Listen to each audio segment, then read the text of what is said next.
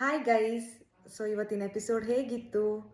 ತುಂಬ ಇಂಟ್ರೆಸ್ಟಿಂಗ್ ಆಗಿತ್ತು. But Rashika and ಸೂರ್ಯ ಸ್ವಲ್ಪ ಜಾಸ್ತಿನೇ ಮಾತಾಡಿದ್ರು ಅಂತ ಅನಿಸ್ತು. ರಾಶಿಕಾ ಗಿಲ್ಲಿಗೆ ನಿನ್ನನ್ನು ಕಳಿಸ್ಬಿಟ್ಟೆ ನಾನು ಹೋಗ್ತೀನಿ ಅಂತ ಹೇಳ್ತಿದ್ದಾರೆ. ಆ್ಯಂಡ್ ಏನು ಪೋಟ್ರೆ ಮಾಡ್ತಿದ್ದಾರೆ ದಟ್ ಗಿಲ್ಲಿ ಬಂದುಬಿಟ್ಟು ಫೇಕು ಅಂತ ಸೂರಜ್ ಅದು ಯಾವ ಬಾಯಿಂದ ಹೇಳ್ತಿರೋ ಗೊತ್ತಿಲ್ಲ. ಫೇಕಾಗಿ ಆಡ್ತಿರೋದಲ್ಲಿ ಸೂರಜು ಅವರು ಇದ್ರಲ್ಲಿ ವರ್ಲ್ಡಲ್ಲಿ ಕಳೆದೋಗಿರೋದು.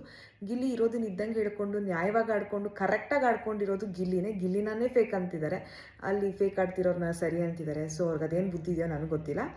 ಆ್ಯಂಡ್ ಆಲ್ಸೋ ಇವತ್ತು ನನಗೊಂದು ಪಾಯಿಂಟ್ ರಾಶಿಕಾ ಹೇಳಿದ್ರಿ ಈಗ ಲಾಸ್ಟಲ್ಲಿ, ನಾನು ಮತ್ತು ಸೂರಜು ನಮ್ಮಿಬ್ರದ್ದು ಬಾಂಡ್ ಏನಿದೆ ನಾನು ಧೈರ್ಯವಾಗಿ ಹೇಳ್ತೀನಿ, ಯಾರು ಏನಂದರೂ ಕೂಡ ನಾನು ಎದ್ರಲ್ಲ, ನಾನು ಹೀಗೆ ಇರ್ತೀನಿ ಅಂತ. ಸೊ ನನಗೆ ಅದೆಲ್ಲೋ ಒಂದು ಪಾಯಿಂಟ್ ನನಗಿಷ್ಟ ಆಯಿತು. ಕಾವ್ಯನೂ ಹಾಗೆ ಇರಬೇಕು ಅಂತ ನನಗೆ ಅನಿಸುತ್ತೆ. ಸೊ ಕಾವ್ಯ ಬಂದ್ಬಿಟ್ಟು ಬೇರೆಯವ್ರಿಗೋಸ್ಕರ ಎದುರ್ಕೊಂಡು ಗಿಲ್ಲಿಯಿಂದ ದೂರ ಆಗಬೇಕು, ಗಿಲ್ಲಿಯಿಂದ ದೂರ ಇರಬೇಕು ಅಂತ ಪ್ರಯತ್ನ ಪಡ್ತಾರೆ. ಬಟ್ ಎಲ್ಲೋ ಒಂದು ಕಡೆ ರಾಶಿಕಾ ಹೇಳ್ದಂಗೆ ಕಾವ್ಯ ಧೈರ್ಯವಾಗಿ ಹೌದು ನಮ್ಮಿಬ್ರು ಬಾಂಡ್, ನಮ್ಮಿಬ್ರು ಫ್ರೆಂಡ್ಶಿಪ್, ಹೀಗೆ ನಾವು ಒಬ್ರಿಗೊಬ್ರು ಸ್ಟ್ಯಾಂಡ್ ತೊಗೊತೀವಿ, ಅದ್ರಲ್ಲಿ ಯಾರು ಏನಾದರೂ ವಿ ಡೋಂಟ್ ಕೇರ್ ಅಂತ. ಹೆಂಗಿದ್ರು ನಮ್ಮ ಜನರ ಸಪೋರ್ಟ್ ಅಂತ ಅವ್ರು ಖಂಡಿತವಾಗ್ಲೂ ಇದೆ. ಯಾರ ಬಗ್ಗೆನೂ ಮನೇಲಿರೋರ ಬಗ್ಗೆ ತಲೆ ಕೆಡಿಸ್ಕೊಳ್ದೆ ಅವರು ಪ್ರಾಪರಾಗಿ ಧೈರ್ಯವಾಗಿ ಆಡ್ಬೋದು ಅಂತ ನನಗೆ ಅನಿಸುತ್ತೆ.